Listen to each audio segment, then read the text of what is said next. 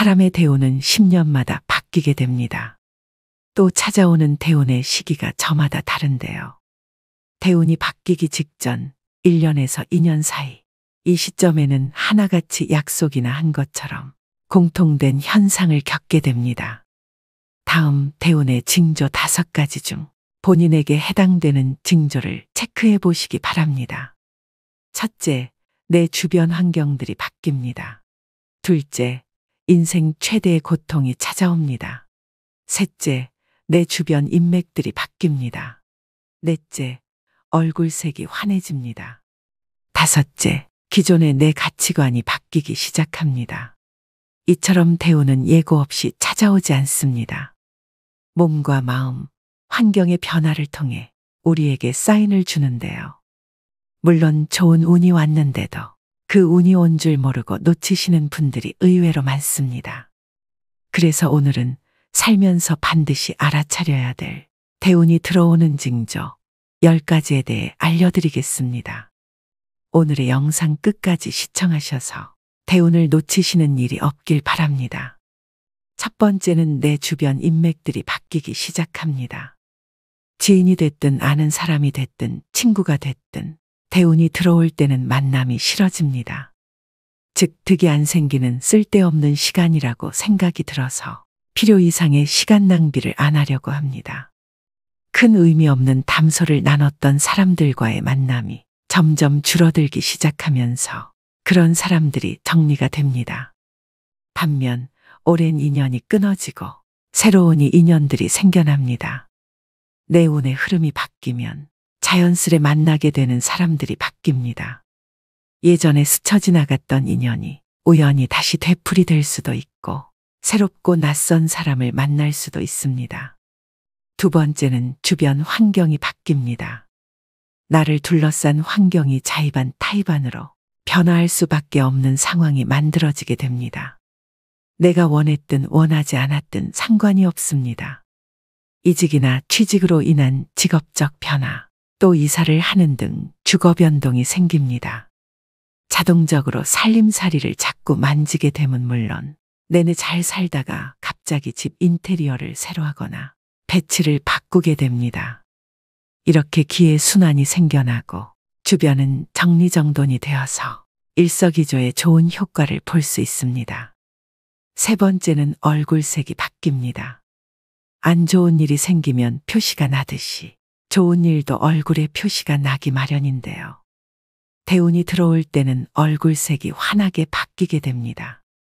정작 나는 아무것도 하지 않았고 예쁘게 치장도 안 했음에도 불구하고 얼굴에 생기가 돕니다. 또 주변 지인들에게 인상이 폈다는 말을 자주 듣게 됩니다. 이는 고된 시련과 나쁜 인연이 사라져 근심 걱정이 없어졌기 때문에 평온한 마음이 그대로 얼굴로 드러나는 것입니다.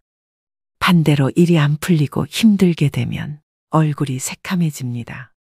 그럴 때는 아직 기운이 좋은 상태가 아니라고 생각하시면 됩니다. 네 번째는 새로운 것을 시도하게 됩니다. 늘 생각만 하고 그냥 그렇지 하고 지나치던 것들이 새롭게 보이기 시작합니다. 자연스럽게 관심이 생겨 시도를 해보게 되는 것까지 행동으로 옮겨지고 있다면 그 또한 대운이 들어오고 있음을 짐작할 수 있습니다. 갑자기 방 구조를 바꿔본다거나 낡은 옷을 버리고 새 옷을 구입한다든지 등의 행동을 하게 됩니다.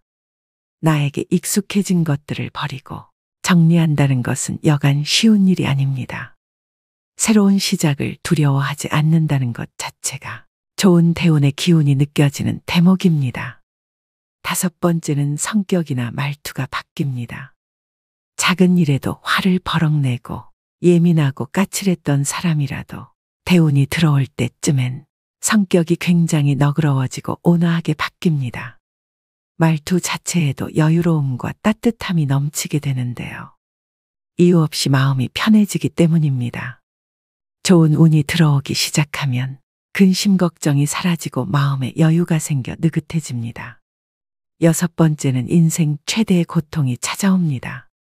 부모님이나 가족의 사망, 이혼, 사기, 폐업 등 인생 전반의 기틀을 흔들 만한 고통스러운 일이 생깁니다. 희망이 없고 앞으로 어떻게 살지 하는 막막한 느낌. 포기하고 싶은 그런 상황이 옵니다. 앞이 안 보이고 상황이 최악일 때 운의 전환점이 시작되는데요. 가장 추운 겨울을 이겨내야 따뜻한 봄을 맞이할 수 있는 이치와 같습니다. 나쁜 일이 지나가면 반드시 좋은 일이 찾아오는 법이죠. 이 시기를 잘 버티고 견딘다면 분명 좋은 운이 들어오는 시기가 찾아옵니다. 인생의 밑바닥에 온 것 같은 시기에는 좌절 대신 고통 속에서 많이 배우고 깨달음을 얻으셔야 됩니다. 나쁜 일이 가면 반드시 좋은 일이 올 차례입니다. 의심하지 않아야 됩니다. 그래야지 나한테 기회가 왔을 때 그것을 놓치지 않고 잡아서 대운을 맞이할 수 있습니다. 희망을 갖고 버티셔야 됩니다. 7번째는 기분 좋은 일들이 많이 생깁니다. 잔잔하지만 기분 좋은 사소한 일들이 생기게 됩니다. 예를 들어 생각지도 못했던 돈을 받을 일이 생기거나 시간적으로도 여유가 생겨 많이 누리지 못했던 여가 생활을 시작할 수도 있게 됩니다. 참 신기한 것은 사람이 마음먹은 만큼 세상을 보는 시각과 시야가 달라진다는 점입니다. 마음의 상태에 따라서 세상이 어둡게 보이기도 하고 밝게 보이기도 하죠. 밝게 보이면 보일수록 모든 일을 대할 때 더 긍정적인 마음과 자세로 대할 수 있고 그 결과는 보지 않아도 좋은 결과로 이어지게 됩니다. 대운이 들어오는 기분이 느껴진다면 그 기운을 즐기면서 더 밝고 긍정적이고 적극적인 자세로 삶을 대하시면 좋겠습니다. 그리고 누군가를 험담하거나 또는 자신의 잘됨을 과시하게 되면 질투와 시기 등의 안 좋은 운이 끼면서 대운의 흐름을 방해할 수도 있으니 몸과 마음가짐 역시 조심하셔야 됩니다. 8번째는 매사에 감사하는 마음이 생깁니다. 그 전까지는 내 코가 석자인데 누굴 도와라는 생각에서 무슨 일이든 감사하는 마음이 저절로 생기고 함께하는 사람들과 나누게 되고 베푸는 마음이 저절로 생기게 됩니다. 나의 베품으로 인해 누군가가 행복해지는 모습을 보고 자신도 행복을 느끼게 된다면 이제 대운을 받아들일 자세가 되었습니다. 마음속에서 원망과 시기 질투 등이 사라지고 평온을 얻을 때 대운이 오는 징조로 알고 더욱 나를 낮추고 겸손해지셔야 됩니다. 9번째는 갑자기 부지런해지기 시작합니다. 안 하던 계획을 잡게 되거나 안 하던 운동을 시작하게 되고 충분한 수면 시간 등을 가지는 등 갑자기 계획하게 됩니다. 부지런해질 수밖에 없는 행동들이 자연스럽게 생기는데요. 나 스스로가 내 행동에 있어서 부지런해진다. 이런 기분이 든다면 대운이 들어오려는 시점이 되겠습니다. 마지막 10번째는 건강이 안 좋아집니다. 건강이 안 좋아지면서 잔병 치레를 하게 됩니다. 살다 보면 갑자기 몸이 아플 때가 있습니다. 그럴 때는 왜 나에게 이런 아픔이 오지라고 의아해하기 쉬운데 생각을 조금 바꿔서 아나에게 좋은 운이 오려고 다시 더 높게 상승하기 위해서 내가 지금 잠시 바닥을 딛고 있는 중이구나라고 생각하시면 됩니다. 이렇게 갑자기 몸이 아플 때는 운이 새롭게 바뀌는 징조로서 나의 운이 바닥을 치고 다시 상승하고자 하는 때이므로 이때의 아픔을 잘 극복하고 이겨내시면 운이 더 좋게 바뀌게 됩니다. 그러니 지금 정말 어두운 터널을 지나고 계시더라도 끝날 때까지 끝난 것이 아니라는 점 기억하시고 힘내시길 바라겠습니다. 오늘은 대운이 들어오는 징조 10가지를 알려드렸습니다. 사람은 살면서 누구나 많으면 3번, 적게는 1번의 큰 대운이 들어온다고 합니다. 대운이 들어올 때 대운을 다 받아들이지 못한다면 그냥 지나칠 수밖에 없는데요. 얼마나 안타까운 일일까요? 보통 대운이 들어오기 전 악재가 겹치고 최악의 상황이 일어나는 경우가 많습니다. 과연 이 사람이 잘 견딜 것이냐? 이 사람은 대운을 맞을 준비가 되어 있나라는 일종의 테스트라고 생각하셔야 됩니다. 지금 나에게 이렇게 안 좋은 일들이 일어나니 곧 나에게 굉장히 좋은 운이 오겠구나. 이런 생각을 가져주시면 악재에서 빨리 벗어날 수 있습니다. 반대로 나 운이 안 좋은가 봐. 이런 생각을 하시면 꼬리에 꼬리를 물어 힘든 시간이 더 길어집니다. 물론 각자 사람에 따라서 사주에 따라서 대운이 들어오는 시기는 다 다르지만 대운이 들어올 때 나타나는 위의 10가지 징조는 누구에게나 다 일어나는 현상입니다. 그러니 희망 잃지 마시고 용기 내셔서 모든 분들이 행복하셨으면 좋겠습니다. 이 영상을 보신 분들은 이미 운이 좋으신 분들입니다. 말씀드린 대운 징조 10가지를 숙지하셔서 본인 스스로를 한번 돌이켜 생각해 보셨으면 좋겠습니다. 또 한 가지 더 말씀드리고 싶은 점은 대운을 맞이하고 유지하는 방법입니다. 삶에서 대운을 맞이하고 유지하는 것은 새로운 시작과 지속적인 균형을 이루는 과정입니다. 이를 위해서는 내면의 변화와 지속적인 자기 개발이 필요합니다. 대운을 맞이하기 위해서는 자신의 내면을 깊이 탐색하는 것이 중요합니다. 또 긍정적인 생각과 태도를 갖고 변화를 긍정적으로 받아들이며 새로운 기회를 적극적으로 모색하는 것이 중요합니다. 나이가 들수록 새로운 도전과 경험은 자신을 성장시키고 삶을 풍부하게 합니다. 대인 관계에서도 새로운 시도를 해보며 다양한 관점을 이해하는 것이 좋습니다. 이처럼 대운을 유지하는 것은 긍정적인 마음가짐을 지속적으로 유지하는 것에서 시작합니다. 이 점을 명심하시고 언젠가 여러분도 대운을 맞이해서 지금의 맘고생을 보상받으시길 간절히 바라봅니다. 첫 번째는 내 주변 인맥들이 바뀌기 시작합니다. 지인이 됐든 아는 사람이 됐든 친구가 됐든 대운이 들어올 때는 만남이 싫어집니다. 즉 득이 안 생기는 쓸데없는 시간이라고 생각이 들어서 필요 이상의 시간 낭비를 안 하려고 합니다. 큰 의미 없는 담소를 나눴던 사람들과의 만남이 점점 줄어들기 시작하면서 그런 사람들이 정리가 됩니다. 반면 오랜 인연이 끊어지고 새로운 인연들이 생겨납니다. 내 운의 흐름이 바뀌면 자연스레 만나게 되는 사람들이 바뀝니다. 예전에 스쳐 지나갔던 인연이 우연히 다시 되풀이 될 수도 있고 새롭고 낯선 사람을 만날 수도 있습니다. 두 번째는 주변 환경이 바뀝니다. 나를 둘러싼 환경이 자의반 타의반으로 변화할 수밖에 없는 상황이 만들어지게 됩니다. 내가 원했든 원하지 않았든 상관이 없습니다. 이직이나 취직으로 인한 직업적 변화, 또 이사를 하는 등 주거 변동이 생깁니다. 자동적으로 살림살이를 자꾸 만지게 되면 물론 내내 잘 살다가 갑자기 집 인테리어를 새로 하거나 배치를 바꾸게 됩니다. 이렇게 기회 순환이 생겨나고 주변은 정리정돈이 되어서 일석이조의 좋은 효과를 볼 수 있습니다. 세 번째는 얼굴색이 바뀝니다. 안 좋은 일이 생기면 표시가 나듯이 좋은 일도 얼굴에 표시가 나기 마련인데요. 대운이 들어올 때는 얼굴색이 환하게 바뀌게 됩니다. 정작 나는 아무것도 하지 않았고 예쁘게 치장도 안 했음에도 불구하고 얼굴에 생기가 돕니다. 또 주변 지인들에게 인상이 폈다는 말을 자주 듣게 됩니다. 이는 고된 시련과 나쁜 인연이 사라져 근심 걱정이 없어졌기 때문에 평온한 마음이 그대로 얼굴로 드러나는 것입니다. 반대로 일이 안 풀리고 힘들게 되면 얼굴이 새카매집니다. 그럴 때는 아직 기운이 좋은 상태가 아니라고 생각하시면 됩니다. 네 번째는 새로운 것을 시도하게 됩니다. 늘 생각만 하고 그냥 그렇지 하고 지나치던 것들이 새롭게 보이기 시작합니다. 자연스럽게 관심이 생겨 시도를 해보게 되는 것까지 행동으로 옮겨지고 있다면 그 또한 대운이 들어오고 있음을 짐작할 수 있습니다. 갑자기 방 구조를 바꿔본다거나 낡은 옷을 버리고 새 옷을 구입한다든지 등의 행동을 하게 됩니다. 나에게 익숙해진 것들을 버리고 정리한다는 것은 여간 쉬운 일이 아닙니다.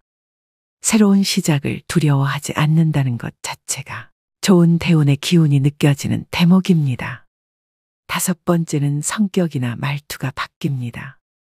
작은 일에도 화를 버럭내고 예민하고 까칠했던 사람이라도 대운이 들어올 때쯤엔 성격이 굉장히 너그러워지고 온화하게 바뀝니다. 말투 자체에도 여유로움과 따뜻함이 넘치게 되는데요. 이유 없이 마음이 편해지기 때문입니다. 좋은 운이 들어오기 시작하면 근심 걱정이 사라지고 마음에 여유가 생겨 느긋해집니다.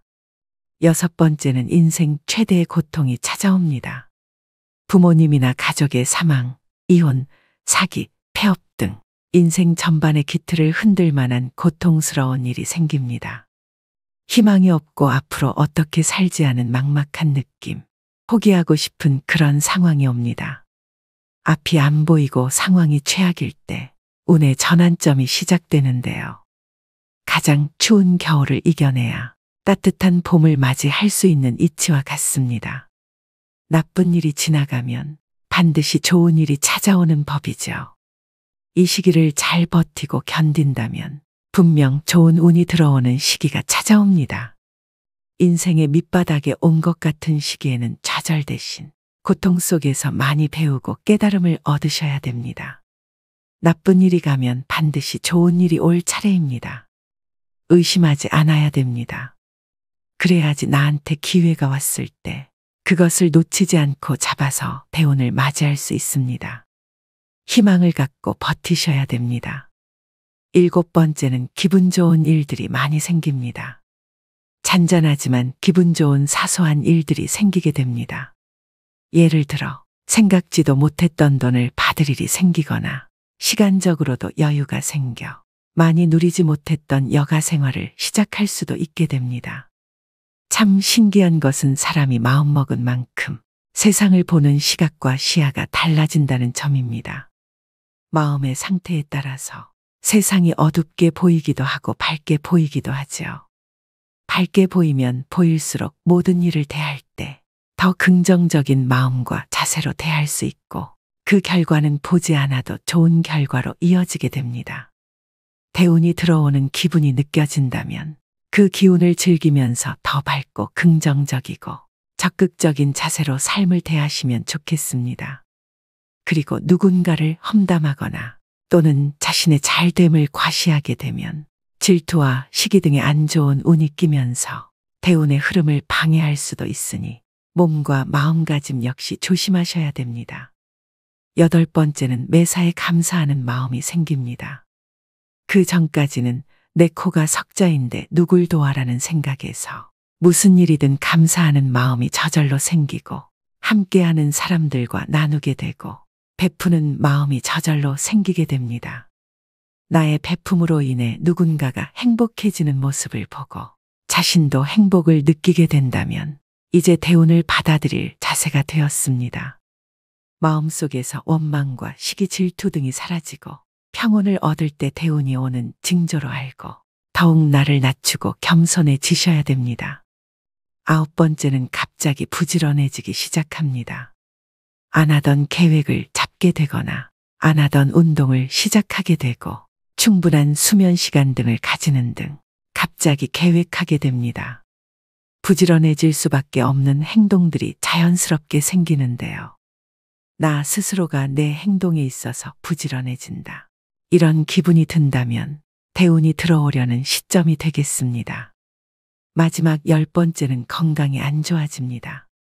건강이 안 좋아지면서 잔병치레를 하게 됩니다. 살다 보면 갑자기 몸이 아플 때가 있습니다. 그럴 때는 왜 나에게 이런 아픔이 오지라고 의아해하기 쉬운데 생각을 조금 바꿔서 아나에게 좋은 운이 오려고 다시 더 높게 상승하기 위해서 내가 지금 잠시 바닥을 딛고 있는 중이구나라고 생각하시면 됩니다. 이렇게 갑자기 몸이 아플 때는 운이 새롭게 바뀌는 징조로서 나의 운이 바닥을 치고 다시 상승하고자 하는 때이므로 이때의 아픔을 잘 극복하고 이겨내시면 운이 더 좋게 바뀌게 됩니다. 그러니 지금 정말 어두운 터널을 지나고 계시더라도 끝날 때까지 끝난 것이 아니라는 점 기억하시고 힘내시길 바라겠습니다.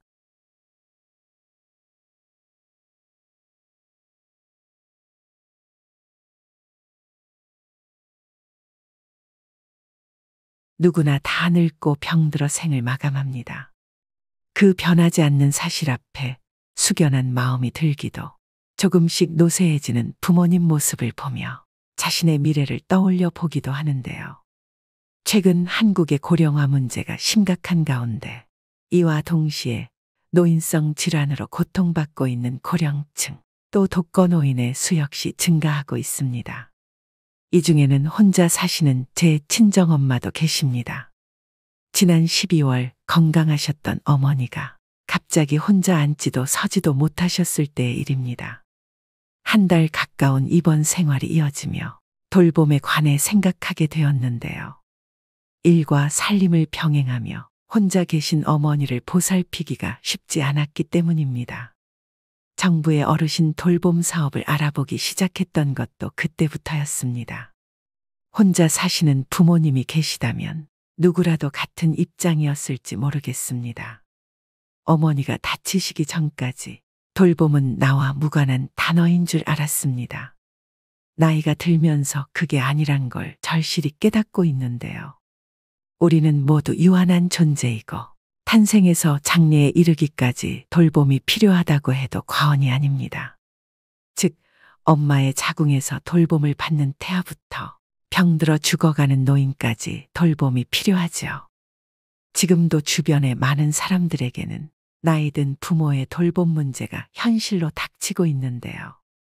그래서 오늘은 다산 정약용 선생의 가르침을 바탕으로 가족 돌봄의 현실과 가족 교양에 대해 말씀드리려고 합니다. 부모님의 돌봄에 대해 고민하고 계신 분들, 또 지금도 어딘가에서는 돌봄을 절절하게 느끼고 계실 많은 분들이 이 문제에 대해 함께 생각해보는 시간이 되었으면 합니다.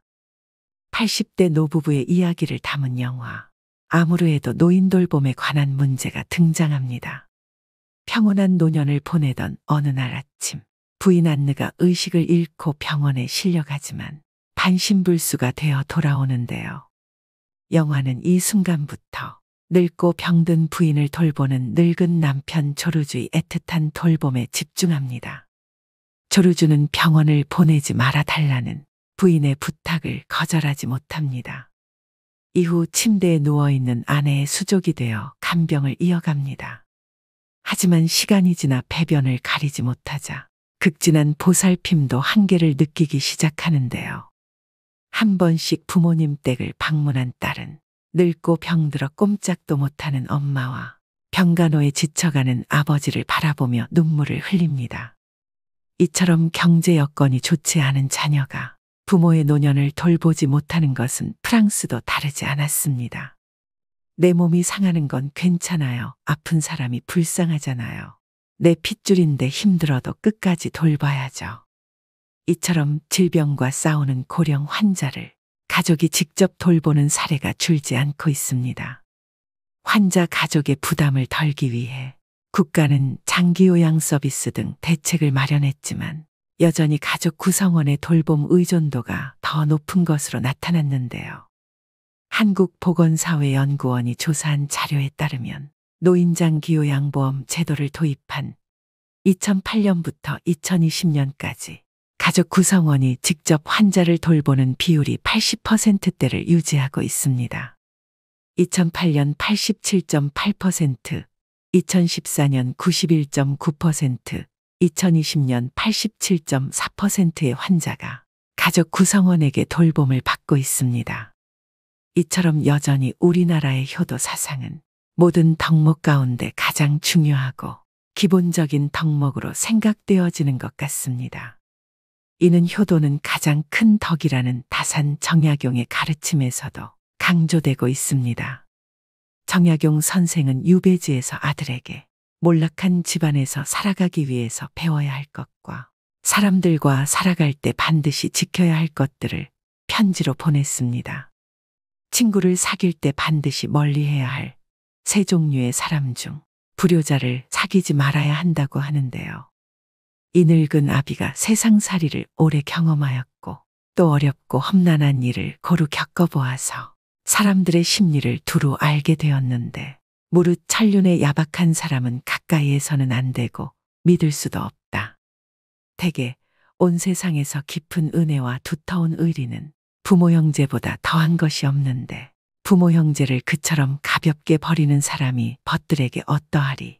부모님께 효를 실천하지 않는 사람과는 가까이 하지도 말라는 당부를 할 정도로 개인이 존재하는 의미는 가족, 즉 부모 자녀의 관계로부터 시작된다는 근본을 지켜가는 데에 있다고 보았는데요.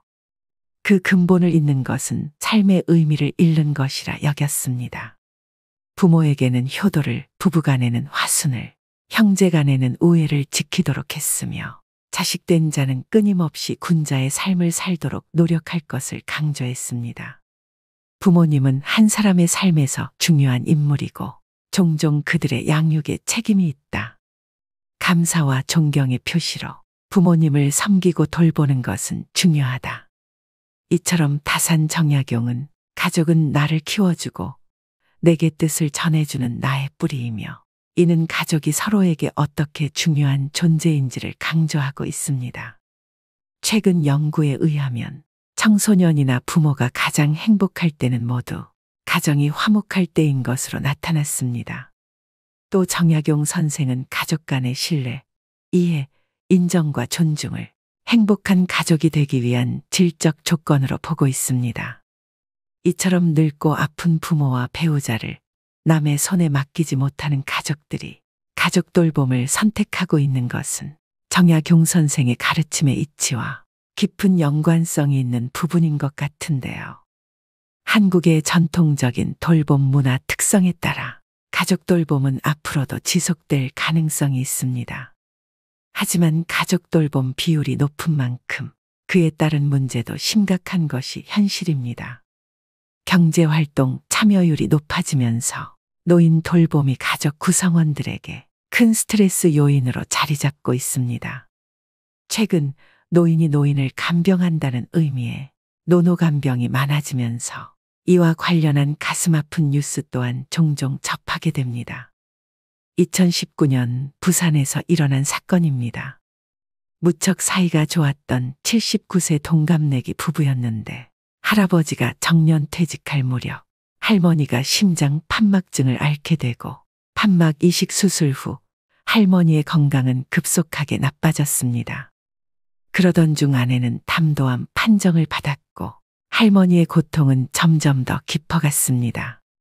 그렇게 20년을 아내의 곁에서 정성을 다해 간호를 했지만 간호가 너무도 힘들고 아내의 고통을 지켜보는 것이 너무도 힘겨웠던 할아버지는 결국 극단적인 선택을 결심하였는데 다행히 아들에게 발견되어 목숨은 건질 수 있으셨다고 합니다. 정말 일어나서는 안 되는 일이 일어나고 있습니다. 하지만 시설로 보내자니 사랑하는 가족을 끝까지 돌봐주지 못했다는 죄책감과 불안감, 그로 인한 우울증에 시달리게 되는 경우도 있는데요. 부양할 세대보다 노인 세대가 많아지는 현실 앞에서 노인 돌봄은 더 이상 개인의 문제가 아닙니다. 병든 부모님을 돌본다는 것은 경제적, 물리적 시간과 더불어 정서적 돌봄까지 포함되기에 더 어려울 수 있습니다. 가족 구성원 역시 정성을 다할 수 있는 돌봄 환경 속에서 마지막 순간까지 존중받을 수 있었으면 좋겠다는 생각을 했습니다. 아무 준비 없이 뛰어든 간병인의 삶, 가장 가까이에서 사랑하는 가족이 쇠약해지는 모습을 지켜봐야 하는 가족 돌봄 체계가 무너지기 이전에 국가적인 지원과 이해, 배려가 필요한데요. 그것이 바로 가족요양제도입니다. 이 부모 돌봄은 주로 여성 혹은 불안정한 일자리에 있는 자녀가 맡게 되는 경우가 많았습니다. 그래서 더더욱 가족요양제도를 꼭 활용하셔서 돌봄 부담을 줄이셔야 되는데요. 그렇다면 가족요양제도란 무엇일까요? 정부는 지난 2008년부터 노인 장기요양보험 제도를 도입해 65세 이상 또는 노인성 질환을 가진 65세 미만 중 생활에 어려움을 겪는 사람에게 도움을 주는 정책을 시행 중입니다. 노인 장기요양보험 규정에 따라 돌봄이 필요한 경우 등급을 받을 수 있고 해당 등급에 따른 혜택을 누릴 수 있는데요. 우리가 흔히 알고 있는 방문요양제도는 요양보호사를 집으로 불러 활용하게 되는데 어떤 어르신은 도움은 받고 싶지만 집에 외부 사람이 오는 것이 싫다고 하는 경우도 있습니다. 이런 경우 가족 중에서 요양보호사 자격증을 취득해 직접 도움을 줄 수 있는데 이것을 가족 요양이라고 하며 가족 요양을 수행하는 사람을 가족 요양보호사라고 합니다.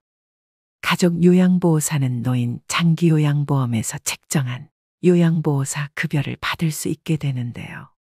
즉, 내 가족을 돌보고 매월 급여도 받을 수 있는 제도입니다.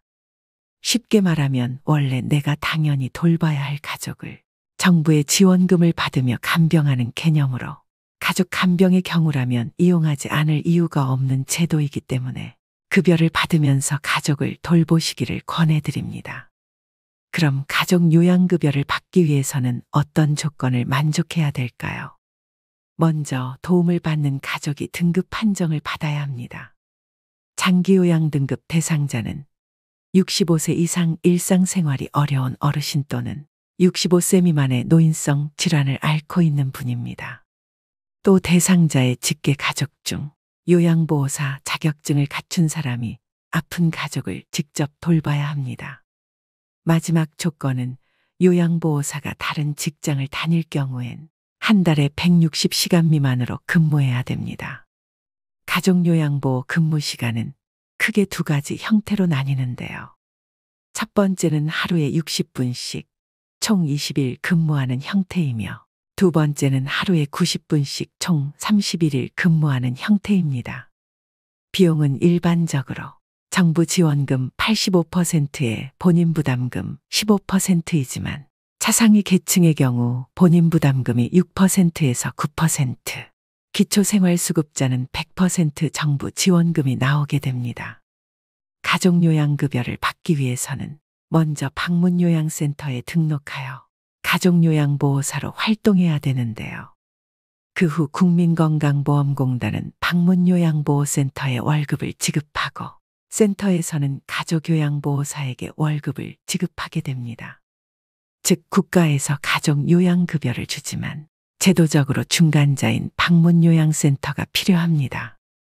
중간자 역할을 하는 방문요양센터마다 운영비와 수수료가 다르기 때문에 급여의 차이가 발생하게 됩니다.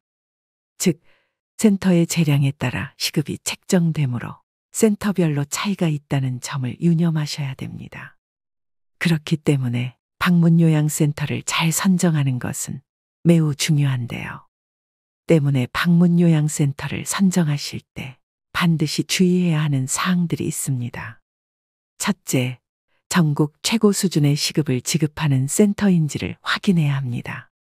둘째, 어르신들께 중요한 정보를 적합하게 제공하고 체계적인 관리가 되고 있는 센터인지 확인해야 합니다.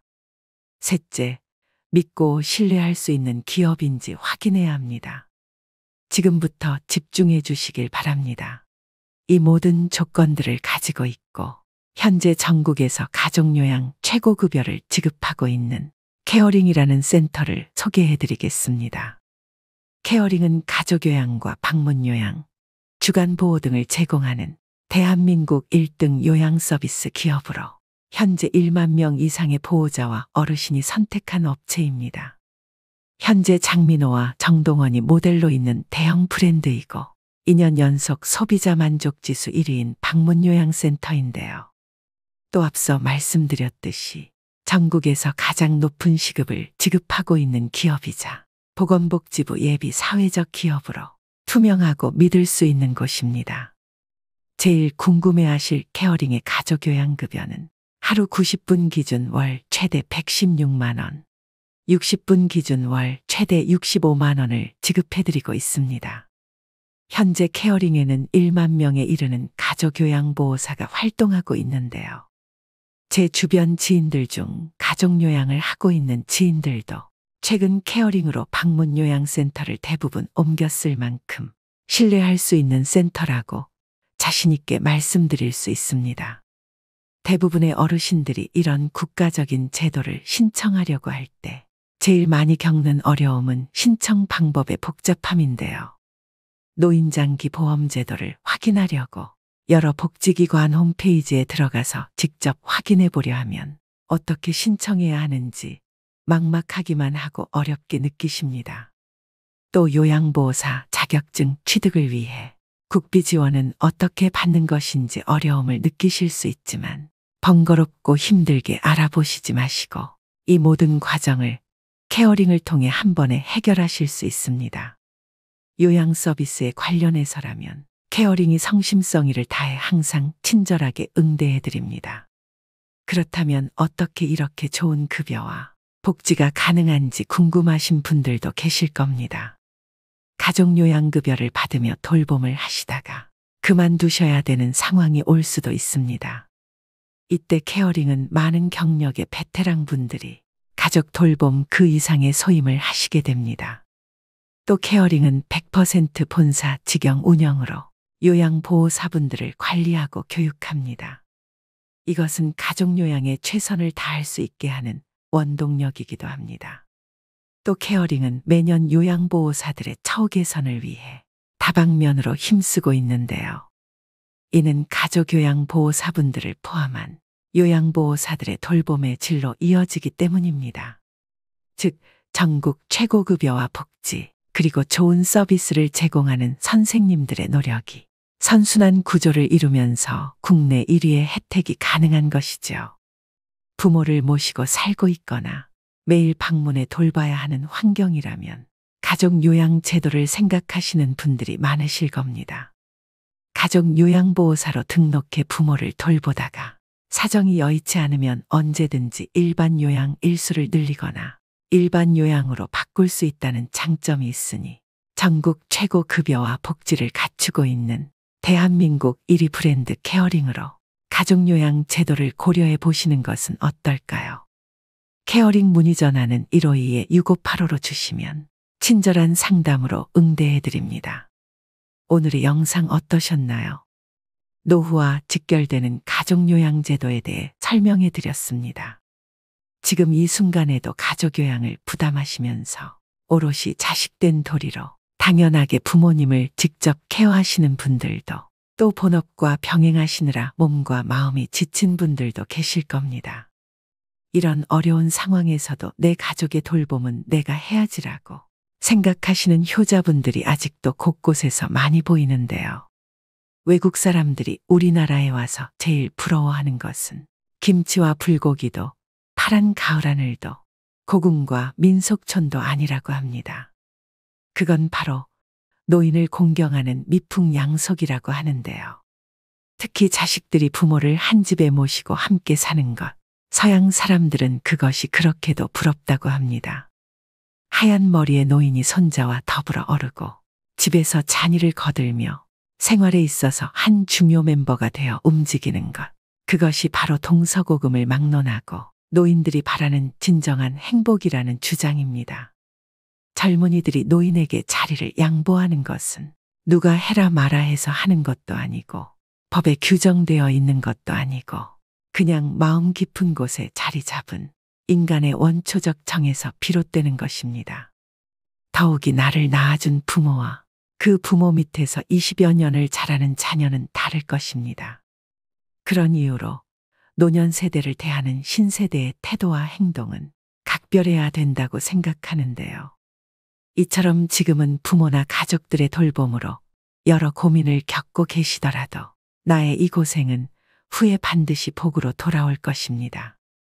이것을 명심하시고 힘내셨으면 좋겠습니다. 누구나 거동이 불편한 노후 시절을 맞이하게 될 것입니다. 나는 누구의 돌봄을 어떻게 받을까? 나는 누구에게 어떤 돌봄을 제공할 수 있을까란 질문을 하게 됩니다. 가족요양은 육체적, 시간적 부담은 물론 경제적인 부담까지 느낄 수 있지만 이 모든 과정을 정부에서 제도적으로 지원하고 있으니 제도를 잘 활용하셔서 가족요양에서 오는 부담을 덜어내시고 조금이나마 편안해지셨으면 좋겠습니다. 오늘도 노후의 지혜와 함께 해주셔서 감사드립니다. 황금빛으로 무르익어가는 여러분의 지혜로운 인생을 언제나 응원합니다.